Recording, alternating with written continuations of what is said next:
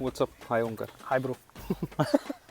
तर माझे बरेच मित्र मला विचारतात की तू एवढा दक्षिणेत फिरतोस, तर इथं दक्षिणेत आल्यानंतर इकडच्या भाषा, इकडच्या लिपी ह्या अशा जलेबीसारख्या गोलगोल का असतात.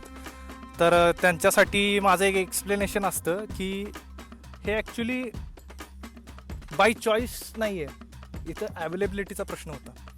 आता तुम्ही उत्तरेकडे गेला की तिकडं कसं असतं, तुमचा फॉन्ट असतो तो एकदम स्ट्रेट लाईन असते, त्याला शार्प अँगल्स असतात.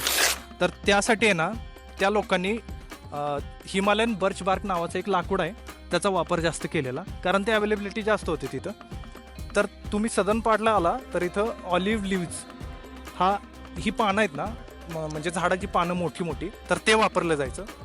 तर त्याच्यामुळे काय व्हायचं की ते शार्प अँगल्स मारता येत नव्हते त्याला, त्यामुळे त्यांनी ते कर्वेचर असलेले फॉन्ट्स तयार केले आणि ते दिसायला सुद्धा जिलेबीसारखे आहेत आणि गोड सुद्धा आहेत.